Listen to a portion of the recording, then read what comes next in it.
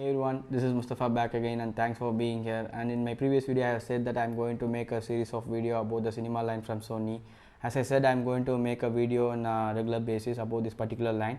Moreover, this video is all about the basic idea of the cinema line, how it was being generated and how useful it is and how it will going to help us in the near future. So it's not just about this category. I'm going to talk more about the evolution of the cameras, how it was been evaluated in the period of time, and also it will help us to adopt and update ourselves to the future updation and kind of stuff. So in this video I'm going to talk more about the basic idea and the evolution of technology in the period of time. So let's get into the video more in detail.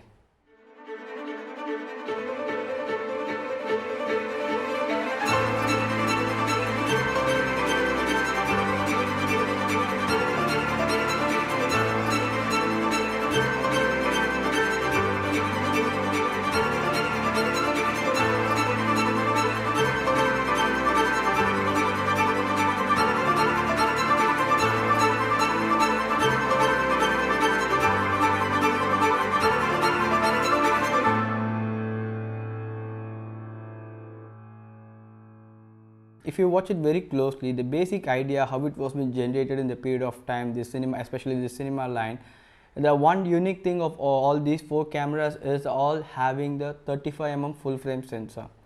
Like before, if you go back 10-15 years back, if you want to shoot a video or a filmmaking kind of stuff, but most of the people are using, if you want to make a video or a video filming kind of stuff, you need a camcorder. So that is how it was made. For an example, if this is the camera that you have seen and you have came across, like these cameras have a fixed lens and a higher focal length, and it has a smaller sensor, and there are certain limitation in it. So this is how we have been able to see the camcorder was been designed.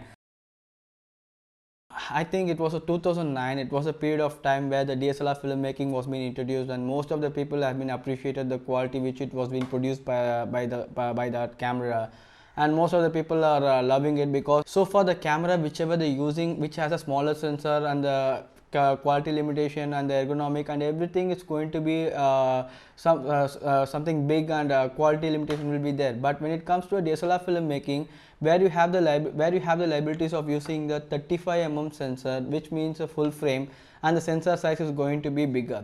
Whenever you're using the bigger sensor, the most advantage is creating a shallow depth of field, like separating the subject and the background. One of the important thing that create a lot of buzz in the market. After that, the low light performance and lens changeable capability according to the sequence. So it was highly appreciated, and most of the people are love to work with such kind of cameras, and most importantly budget friendly. These are the major things that you have to keep in mind, that why people are shifting towards a DSLR filmmaking kind of stuff. Okay, now you have a question in the mind, what is going to deal with this DSLR filmmaking and with the cinema line? Means if you take a quick recap, most of the filmmakers or the DOPs in the industries are saying that market shift is happening towards a DSLR, the things is happening like that. So that is what the actual scenario, actual things people are complaining about it, but that is not the right term. If you watch it very, people are shifting from the camcorder to the DSLR, the major impact because of the larger format sensor. In a correct term that we can say, instead of shifting towards a DSLR, people are shifting towards a larger format sensor. That is the right. Why I am buzzing on this? So people already tasted the larger format quality, shallow depth of field, low light capability, and lens changeable provision. Everything was being attracted, and that is how it was being made. So slowly the camera brands also watching these changes and evolution, so that is how they adopt the situation, adopt the market shift. So camcorder also required for a certain reason. So what happened, most of the brands also come up with the interchangeable camcorders, such as like FS5, FS7 and FS700, which has you can have the capability of changing the lenses according to the sequence, and most probably it has a super 35mm sensor, which means in earlier stage you have a 1 inch, half an inch or 1/3 inch kind of sensor, but after that people are required or used to work with the DSLR kind of quality and the shallow depth of field, how it creates and the dynamic range and everything. So this is also can able to achieve with this. But why it was super 35 means, and that point of time the industry standard for filmmaking was super 35. Most of the filmmaking cameras also till now or with the Super 35 only. So that is how it was been adopted and it was been introduced, and these cameras having a good response especially in a documentary filmmaking or a television production or budget filmmaking kind of stuff. So what happened here, after the conversion from the film to digital, there are a lot of things have been changed in the industry. Like for an example, if you watch it very closely, before there was a categories of a camera. If you want to be a filmmaker, you want a filmmaking camera, it was been different in the top priority kind of a chart. And after that, television production, then after that documentary, run and gun shoots, kind of wedding kind of stuff. So end of the thing, amateur. So the cameras have been categorized according to the application. But after this digital filmmaking penetration, what happened? Even the filmmakers also start adapting this larger format sensor within the budget range. Like for an example, if I'm going to shoot on high speed sequence, like kind of a stunt sequence or something, if I want to go with 3 cine cameras, which is going to again increase my budget, and I need a camera which can able to shoot a similar quality, and I can use that camera as a secondary or third camera. So it will help me to improve the quality of that particular sequence. So what happened, filmmaking people also started using these kind of cameras as a secondary and third cameras kind of a stuff. So it was not just stopped there. So filmmaking cameras also used by the television production people, like their gears also adopt for these things. Why not wedding people also started using the filmmaking cameras, such as like that. The market was being very open now. So here, before it was categorized, even now it is also categorized, but most of the people because of the quality conscious, they are adopting the updation of the technology. Now all put together, if you see, there is no boundary limitation on the quality concern. So Sony, slowly watching all these concern, all this evolution in the industry, they have decided that instead of going with some other thing, they have planned clearly with the future updation. For example, if you go for a filmmaking cameras, most of the cameras was been Super 35. Nowadays most of the cameras come up with 35mm full frame and more than that as well. But success story going to be started with the Venice. When Sony introduced the Venice camera with a 35mm full frame sensor, it is getting a good buzz in the market, and it's creating a good word of mouth in the market, and most of the filmmakers, DOPs love to work with that particular camera, the sensor, the dynamic range, the color reproductions, and everything, every aspect was been, the camera was been really worked well. Now in the top priority in cinema production, Venice works really well. Most of the mirrorless and most of the brands also come up with the DSLR mirrorless camera, which have the capability of shoot a photo and video together. But the most of the cameras and the models have been above 24 megapixel and above 24 megapixel, which is not that much required for especially when it comes to video filmmaking. So what happened here? Sony come up with an idea, like they have introduced a particular video centric camera for in a mirrorless called a A7S. So A7S was been well known camera in the filmmaking people or DOPs. Most of the DOPs love the camera, the ergonomic and the design, everything. But if you see the sequential of this camera, A7S after the A7S2, A7S3 have a huge gap, which means it takes 5 years to launch that particular third version of that camera, because a lot of R&D and the back-end works have been happened, because market is shifting towards the higher resolution like a 4K kind of stuff. So according to the camera also wants to get designed. So now on the top order we have a Venice, which has a good reputation in the market, and the low order we have A7S3. Now everything is getting covered. But not just that, there are the people from television production, and there are people from the wedding house, production house, and documentary filmmaker, run and gun shooters, who can't able to afford Venice, and they can also they have a limitation to go with A7S3 as well with the certain limitations.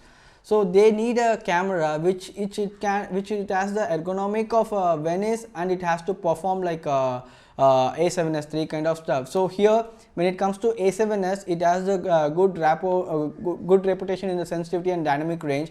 When you go for the Venice, it has a good color reproduction and every aspect. It was been really good.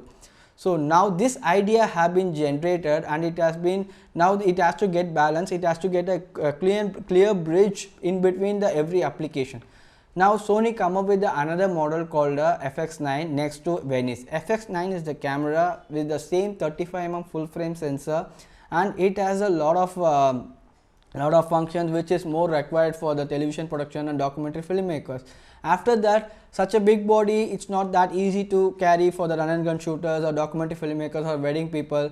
They need a smaller camera with a similar specification that is more important for them. Means, so for them they have introduced FX6.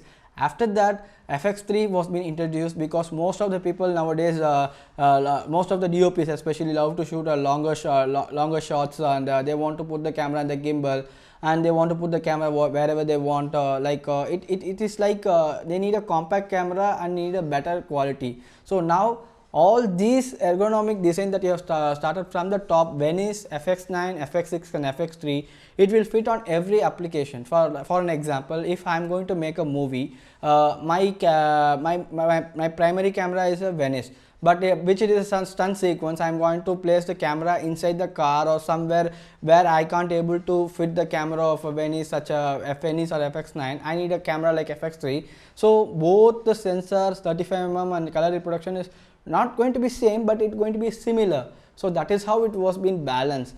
So the near future is going to be like this. So Sony accordingly come up with an idea. They have generated this particular thing. So this is number one.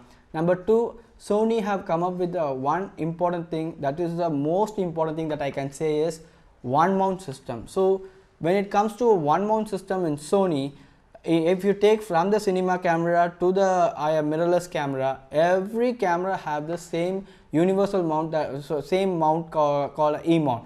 So if your production is like owning the FX3, within a year or within 2 years, your production is going to be next level, where you need to upgrade your gears, want to replace FX3 by FX9 or a Venice, even Venice. So the same set of glasses also, the lenses also able to fit on that particular mounts, because it's going to be a similar mount. So that is how this lineup have been made, and that is how we have to understand and we have to adopt this technology. This is going to be a future. So in upcoming videos, what I'm going to do is I'm going to break the features which is going to be very common in all the cameras one by one, like starting with the sensitivity and dynamic range, autofocus function and everything. So upcoming videos I'll do more practical. This is just an idea, and this is for your understanding of this cinema line, to understand the, this is just for an idea and the basic understanding of a cinema line. That is why I made this video. I hope you got some information from this video. If it is if you have any doubt, or if you want to cover any kind of a topic which is more required, you need to get into detail, please post in the please post in the comment box, so that I can work on that particular topic. I can make myself clear and also make your put on the if you have any questions, if I missed something, just put it on the comment box, so that I can work on that particular topic and I create a content for you guys. And thanks for being here, and once again thanks for being here, and please don't forget to subscribe my channel, and I will keep you posted. Upcoming videos, I'm going to cover more on basics of digital filmmaking kind of stuff, and most of the short filmmakers, I get mails and comments like they want to cover the tips and tricks or to create a short film kind of stuff and cinematography things. So let me go through one by one, and I will as soon as possible I'll post the videos in a regular interval of time. And that's it from my side. Thank you so much. Please be safe. That's more important. Thank you.